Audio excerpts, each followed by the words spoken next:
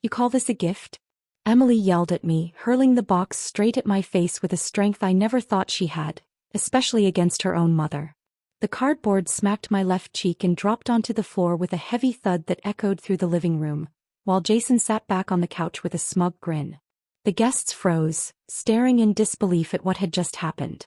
If you're listening to this, please like the video, subscribe, and drop a comment about where you're tuning in from.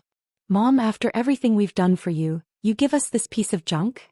She shouted again, pointing at the box on the floor like it was trash. My granddaughter, Lily, clapped both hands over her mouth, horrified by her mom's outburst. What Emily didn't realize was that inside that plain cardboard box was the key to a $200,000 apartment I had secretly bought for her. I'd worked endless extra shifts for 2 years to save up every penny. But after that moment of humiliation, after the contempt in her eyes, I knew she had lost the right to ever find out what the real gift was. 3 months earlier, life seemed ordinary, like any Sunday. I had set the table with the embroidered tablecloth I stitched 20 years ago. My mother's fine china gleamed under the soft afternoon light slipping through the lace curtains. The air smelled of chicken stew simmering with vegetables, mixing with the faint scent of roses drifting in from the garden through the open window. Emily arrived right on time as always, with Jason and sweet Lily, who ran to me with that pure teenage joy, hugging me so tight. "Grandma, it smells amazing," she whispered in my ear. Jason, as usual, greeted me coldly, but that day there was something in his eyes that felt different. Something sharp, calculating, that unsettled me. During lunch, Emily kept scanning every corner of my house like she was seeing it for the very first time. She kept getting up, pretending she needed more salt, or checking if the water faucet was left running, or making sure the windows were locked.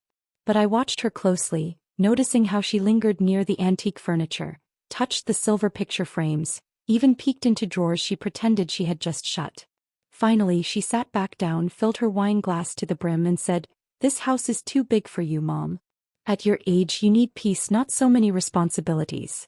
Jason jumped in right away, agreeing with way too much enthusiasm. "Linda, you should think about moving somewhere smaller, safer, somewhere you don't have to worry about maintenance or cleaning." The whole afternoon they kept circling back to the idea. Senior communities, modern apartments, the freedom I would supposedly gain. But beneath the sweet words was an urgency, a push that felt rehearsed. Lily stayed quiet, barely eating, just sliding food around her plate and giving me these knowing looks whenever her parents weren't watching. She sensed it too. Something wasn't right. The golden light streamed through the windows, throwing long shadows across the dining room, and I couldn't shake the feeling that those shadows meant more than just the late hour. When they finally left, I cleared the dishes with a heavy chest. The crystal glasses clinked softly as I washed them, the warm water running over my hands worn from decades of hard work. I had spent 45 years sewing in a textile factory, waking up at 5 every morning, even Saturdays, saving every dime to give Emily what I never had. I raised her alone after her father left when she was 8, promising myself she'd have everything, the college education I had dreamed of but couldn't afford. I worked double shifts, sold the little jewelry I owned, gave up every small luxury so she could attend the private university she wanted so badly. That night, rocking in my old chair with a cup of chamomile tea, memories started surfacing. The constant questions about my important papers. Her suggestion that I give her a copy of my house keys, just in case. The hints about how much easier it would be if she had access to my bank account. Piece by piece, it began forming a dark picture in my mind, like a puzzle I hadn't wanted to see. The lamp cast golden circles across the walls crowded with family photos, reminders of days when love was pure and not tangled up in hidden motives.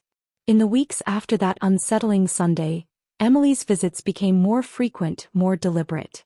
She stopped coming just on Sundays and instead popped by during the week with well-crafted excuses.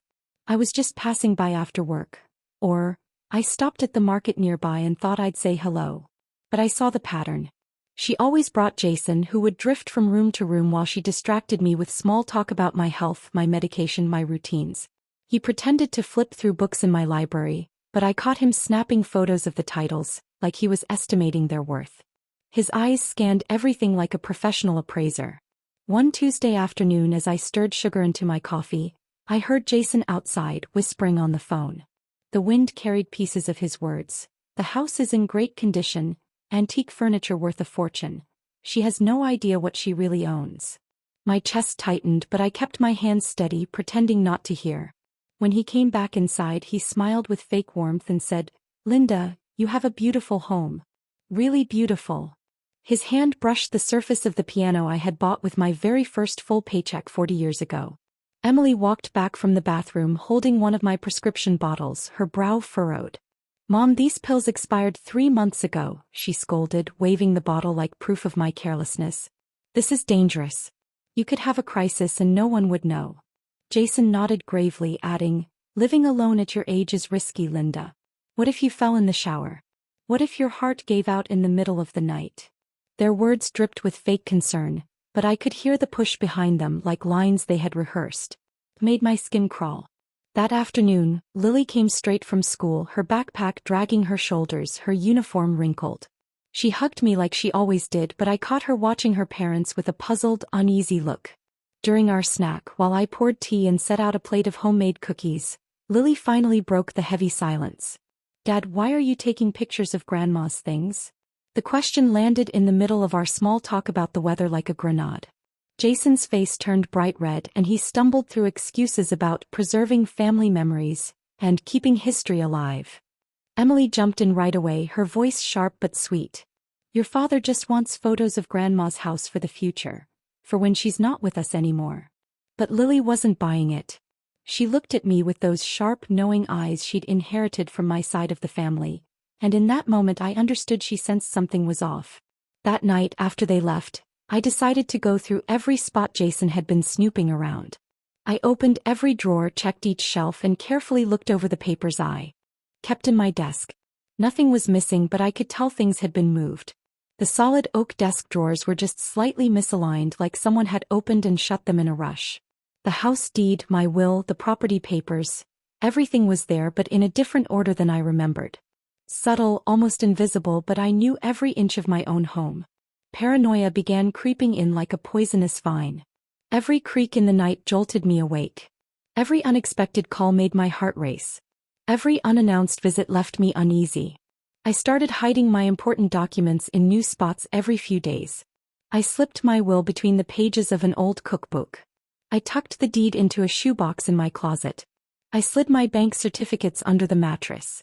I felt like a spy in my own home, guarding secrets I wasn't even sure anyone was after. One morning, while I watered the flowers in the front yard, my neighbor Karen leaned over the fence.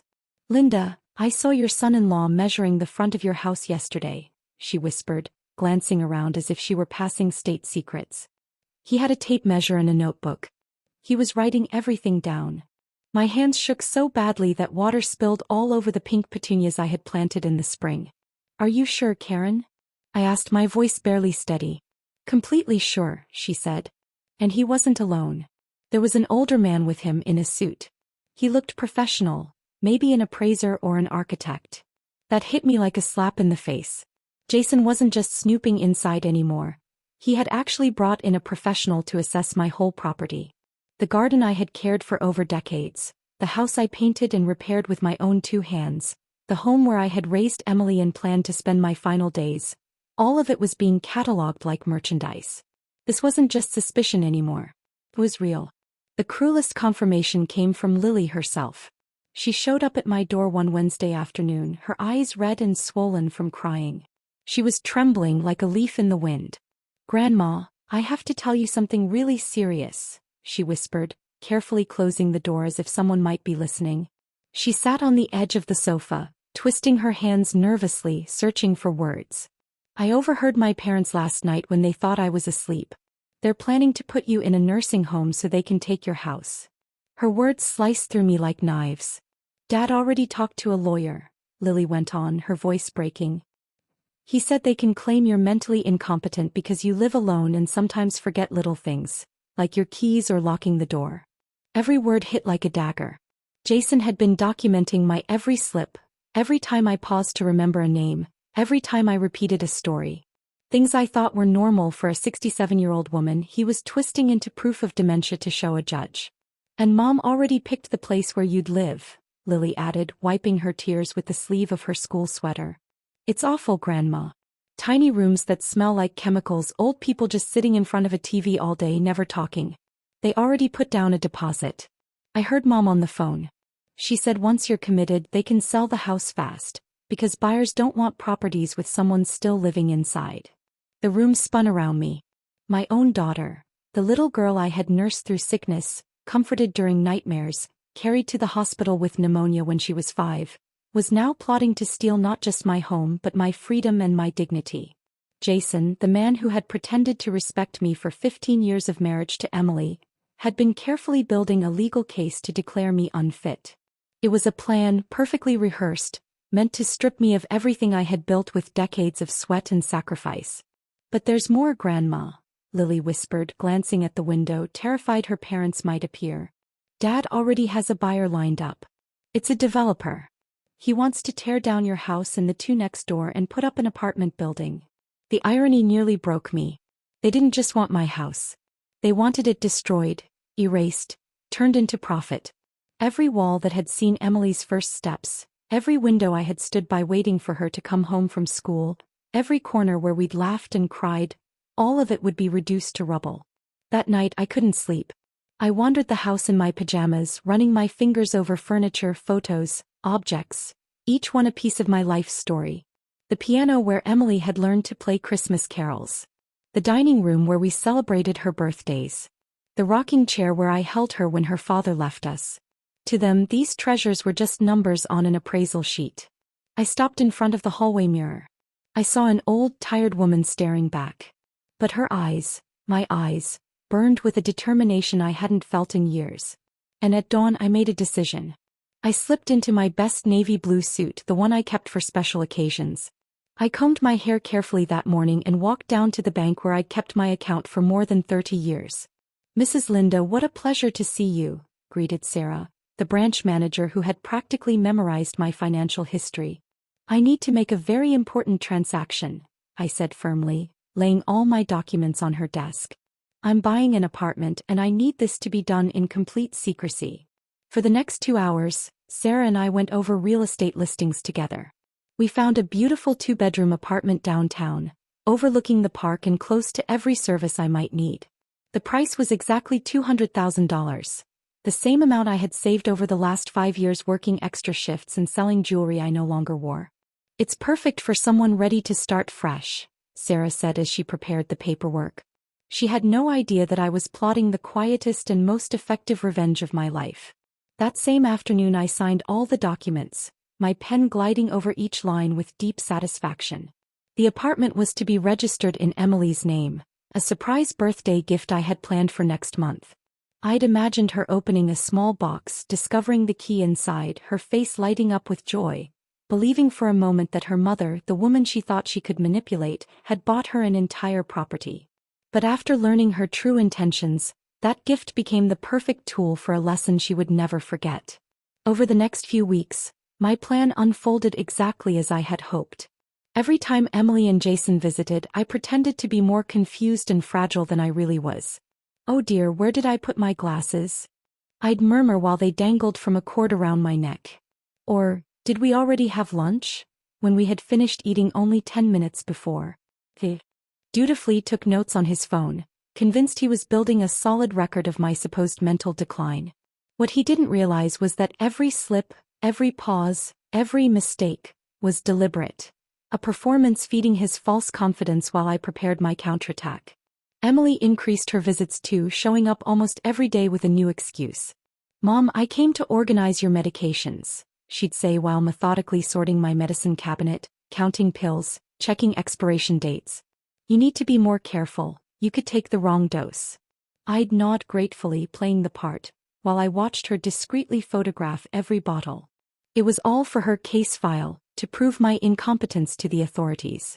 Jason even planted a tiny recorder behind the books in my library one afternoon while I made tea in the kitchen. He thought I hadn't seen, but its shiny red light reflected in the glass of my china cabinet. All afternoon he asked me seemingly innocent questions designed to make me sound confused. "Linda, do you remember what day it is? Can you tell me exactly how old you are? Do you know where you keep your important papers?" I gave careful, slightly wrong answers, just enough hesitation to convince him he'd trapped me. My most brilliant performance came when I pretended not to recognize Lily during one of her visits. "Who's this sweet young lady?" I asked, looking at my granddaughter as if she were a stranger. The pain in Lily's eyes was real, but she quickly caught on when I gave her a discreet wink while her parents weren't looking. "It's Lily, Mom, your granddaughter," Emily said, her voice trembling. But I could see the flicker of triumph in her eyes. She thought this was the final proof of my mental collapse. That same night I overheard Emily whispering in the backyard. "Yes, Dr. Carter. I think we have enough evidence now," she said softly, believing I was asleep. "She mixes up names, doesn't recognize relatives, forgets if she's eaten or taken medication. We have recordings showing clear cognitive decline." Dr. Carter, I soon learned, was a psychiatrist they had secretly hired to evaluate me. They planned to arrange a casual visit, where he'd ask me friendly questions and then sign papers declaring me incompetent. But I had already been busy. I discreetly contacted my lawyer, Mr. Franklin, an older man with an impeccable reputation who had managed my family's legal affairs for decades. "Mrs. Linda, what you're telling me is serious," he said after I explained everything. "But there are legal ways to protect you." Over the next few hours we reviewed all my documents, updated my will, and put protections in place to block any attempt to declare me incompetent without a transparent court process. Mr. Franklin also helped me discreetly install security cameras in the main rooms of my house. Small, almost invisible devices that recorded both video and audio in the living room, dining room, and kitchen. "If they're planning what you think," he said while adjusting the last one behind the mantel clock, "we'll need hard evidence of their real intentions.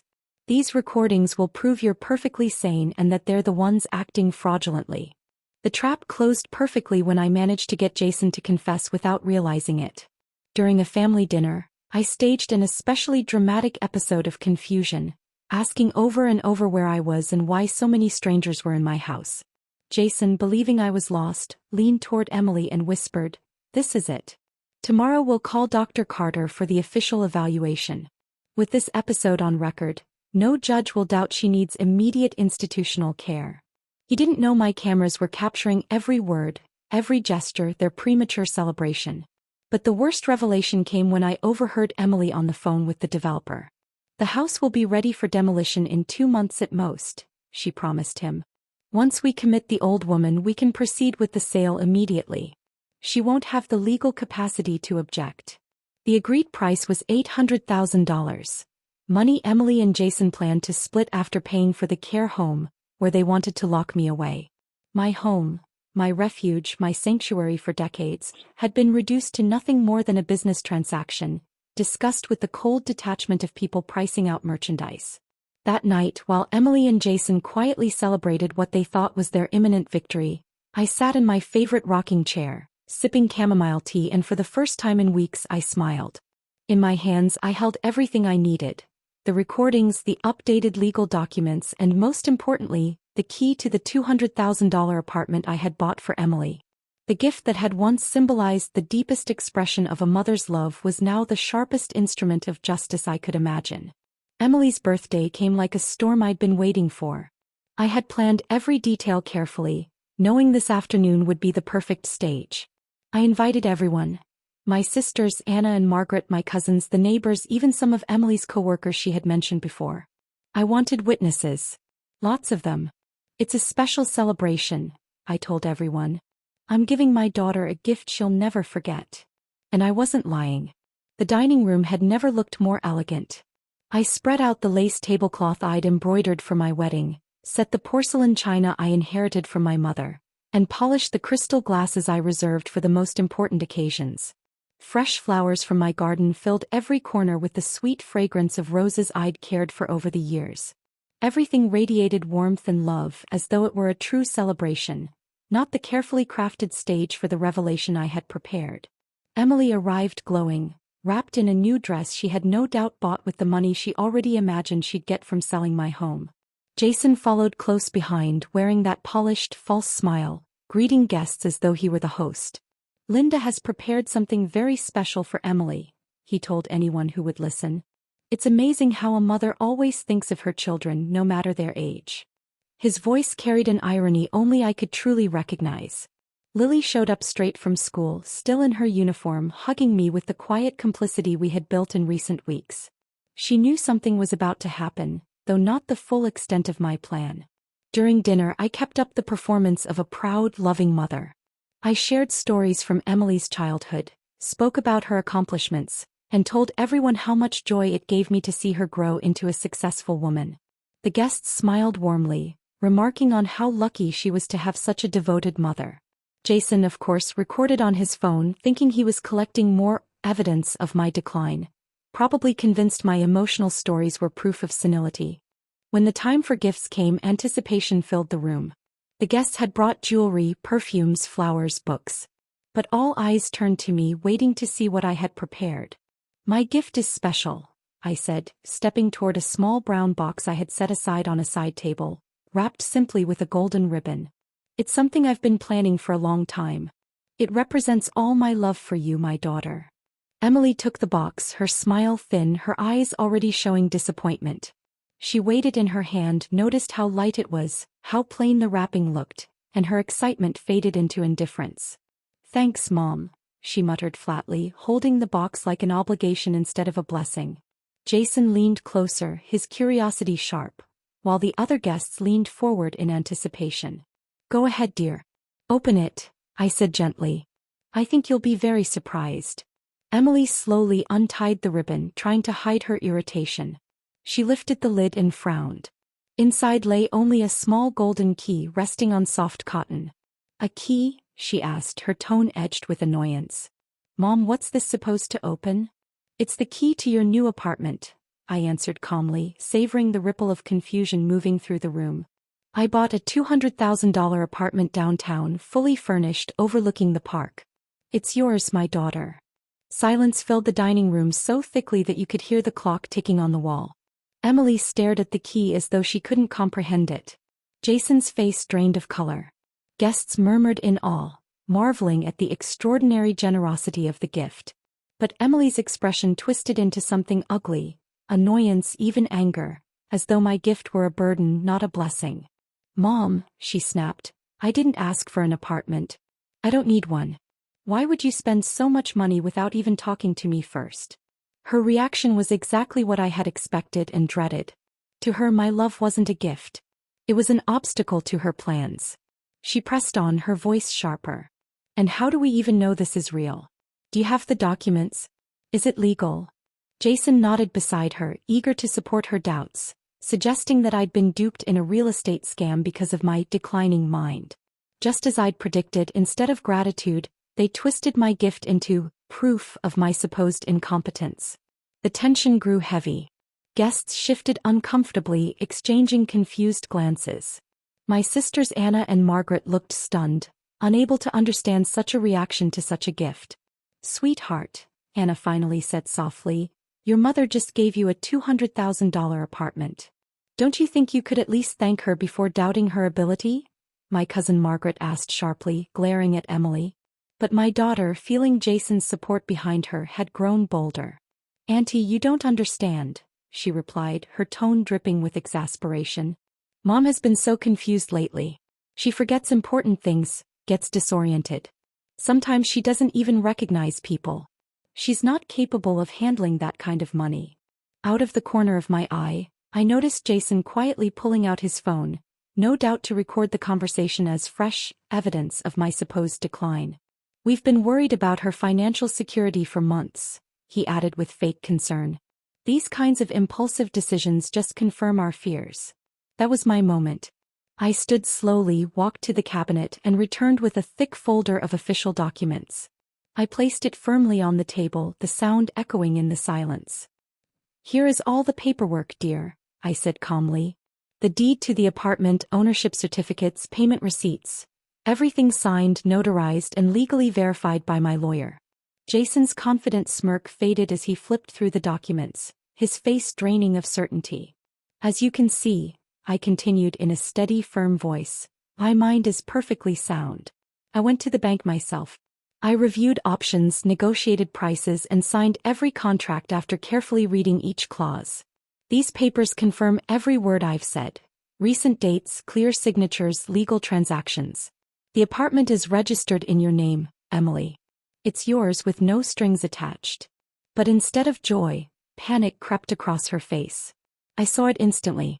The real problem for them was obvious. An apartment in Emily's name wrecked their narrative. If I was capable of purchasing a $200,000 property just weeks ago, how could they possibly argue to a judge that I was incompetent? My so-called gift had dismantled the story they'd been weaving for months. But Mom, Emily snapped, her voice rising, I don't want this apartment. I don't need it. Why didn't you ask me first? Her reaction was so irrational that even the most sympathetic guests exchanged disapproving glances. You could sell it and get your money back, Margaret offered reasonably. Or rent it out and earn income. It's an incredible investment. Emily shook her head violently as though owning property was a curse. And then she lost control. You call this a gift? She shouted, standing abruptly and grabbing the little cardboard box that had once held the key. After everything we've done for you, you give us this piece of junk? Her voice ripped through the air like a wild animal's roar. The guests froze, stunned. A 35-year-old woman was screaming at her 67-year-old mother for giving her a $200,000 apartment. You can't even give a decent gift, she screamed, raising the box above her head. You've always been a ridiculous old woman who doesn't understand what people actually need. The venom in her voice was so raw that several guests gasped aloud. My sister Anna rose instinctively as if to shield me, but I stayed seated, calm, waiting for what I knew was coming. And then it did. Emily hurled the box at me with all her strength. It struck my left cheek and bounced to the floor, skidding under the dining table.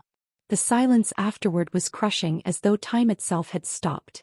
A daughter had just physically struck her elderly mother in front of 20 witnesses, for the crime of being given a property worth $200,000. I touched my cheek where the box had hit. The skin stung, but there was no pain. Instead, I felt clarity, a pure release of all guilt, all hesitation. Emily had revealed her true nature for everyone to see. From that moment, I no longer needed to justify the choices I was about to make. The guests sat frozen like statues, unable to process what they had just seen. My sister Anna was the first to move. She stood, her face blazing with outrage. Emily, what did you just do? She demanded, her voice trembling. Did you hit your own mother for giving you a $200,000 gift? Emily stood in the center of the room, her breathing ragged as though she'd just awakened from a nightmare and realized what she had done. Her eyes darted around, searching desperately for sympathy, but there was none to be found. Jason reached for her arm, trying to calm her, but she yanked away sharply as if his touch betrayed her too. You don't understand, she muttered, her voice breaking. None of you understand how hard it's been to deal with her mental problems. Mental problems? Margaret cut in, her disbelief sharp. Linda just bought you an apartment, with every legal paper in perfect order, and you scream at her, hit her because you didn't like the gift? I think the only one with mental problems here is you, Emily. A ripple of agreement passed through the room. The tide had turned completely against her. Lily slowly stood and came toward me, tears streaming down her face. She knelt beside me, gently taking my hand. Grandma, are you okay? She whispered. Her protective tenderness was the perfect mirror to her mother's cruelty. That image, my granddaughter shielding me while her mother attacked me, would burn into every guest's memory forever. I'm so sorry for what she did, Grandma, Lily said softly, her voice breaking. You don't deserve this. That was when I knew it was time. I rose slowly, my dignity untouched, and walked to the center of the room. Every eye followed me. I want you all to know something very important, I began, my voice firm and steady. 4 months, Emily and Jason have been plotting to have me declared incompetent, so they could take my home and lock me in a nursing home against my will. The words dropped into the silence like bombs. That's a lie, Jason shouted almost instantly, but his denial was shaky, desperate, unconvincing. Linda's confused. She's making things up, Emily added quickly, nodding with frantic energy, trying to pull the story back under her control. Mom, you know we only care about your well-being, she said, her voice trembling. But her protests sounded hollow, especially after the violent display everyone had just witnessed minutes earlier. I have proof. I walked to the cabinet again, pulled out another folder and laid it flat on the table. Inside were photographs, transcripts, and documents I had quietly collected over weeks. Here are the pictures Jason took of my furniture and documents, without my permission, I said, showing them around. And here is the transcript of their conversations with a real estate developer, where they discussed the price of selling my home. Gasps rippled through the room as I handed the papers to relatives and neighbors. Each page, each photo, each transcript was another nail in the coffin of their credibility. Faces turned from confusion to horror as the betrayal unfolded before their eyes. "This is unbelievable," my sister Anna whispered, staring at the photographs. "Jason, these are clearly pictures from inside Linda's house, her valuables, her papers. You took these to catalog everything for sale. And here," I continued, holding up a small recorder that my lawyer, Mr. Franklin, had given me, "are the conversations where they discuss committing me and demolishing this house to build apartments." I pressed play. Emily's voice filled the room. "The house will be ready for demolition in 2 months at the most. Once we commit the old woman, we can proceed with the sale immediately." The silence that followed was absolute. Emily and Jason had turned ghost white, staring at the little device as though it were a snake ready to strike. "That's taken out of context," Jason stammered. "We weren't talking about Linda.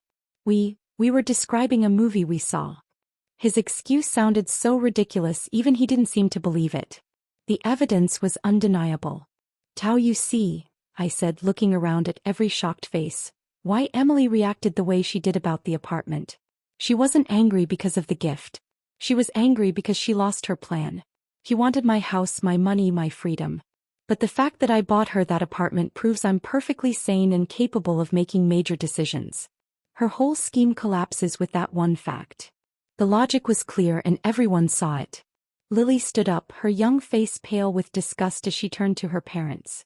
"Is this true?" she demanded, her voice shaking. "Did you really plan to steal Grandma's house and put her in a home?" Emily tried to reach for her daughter, but Lily recoiled as though her own mother had become a stranger. "Don't touch me," she whispered. "I can't believe you're capable of something like this." The mood in the room shifted instantly. The same guests who had come to celebrate minutes earlier now instinctively stepped back from Emily and Jason as though their betrayal might rub off. Anna, my sister, stepped to my side, wrapping her arm protectively around me. She looked at Emily with a mixture of disappointment and disgust I never thought I'd see in her eyes. "Linda, I can't believe your own daughter would do this, after everything you sacrificed for her." Emily grew frantic, shouting to be heard above the murmurs. "You're misunderstanding everything. We only wanted to protect Mom. We wanted to keep her safe from scammers who prey on the elderly." But her words rang false, empty, after the proof I had placed before everyone. Jason stayed silent, staring at the floor, his face drained as if he could simply disappear. Guests whispered angrily, their voices buzzing like a swarm of bees. Mrs. Harris from next door shook her head. "I always thought Emily was a model daughter. But this is unforgivable." Others nodded gravely, some even snapping photos of the evidence with their phones, as though determined to carry proof of what they had witnessed. Lily had become the center of the storm. Tears streaked her cheeks as she looked at her mother with raw disbelief. "Mom, how could you even think of doing this to Grandma?" She turned back to me, taking my hand tenderly. "Grandma, I didn't know. I swear if I had known I would have told you. I never would have let this happen." "I know, sweetheart," I whispered, stroking her hair as I had since she was a little girl. "You were the one who warned me. You're the only one left in this family with honor." My words cut Emily deeper than anything else. Watching her own daughter stand by me was a wound worse than all the evidence stacked against her. Jason made one last desperate attempt. "Linda, you're confused. The recordings are misinterpreted. We would never hurt you." His voice tried to sound calm, paternal, but it trembled with fear. Before I could answer, Margaret, my other sister, stepped forward, fierce and unyielding. "Shut up," she snapped. "We've heard enough lies. Get out of this house right now before we call the police." The word police snapped Emily out of her daze. "You can't call the police," she shrieked, real panic in her eyes. "We're family. We have rights." Margaret's reply was icy. "The only rights you ever had, Emily, were the ones Linda gave you. And after what you've done, planning to steal her home and her freedom, you've lost even those." It was in that moment I made the decision I'd been putting off for weeks. I walked to the old rotary phone I'd kept for nostalgia and dialed the number I had memorized. "Mr. Franklin," I said when he answered.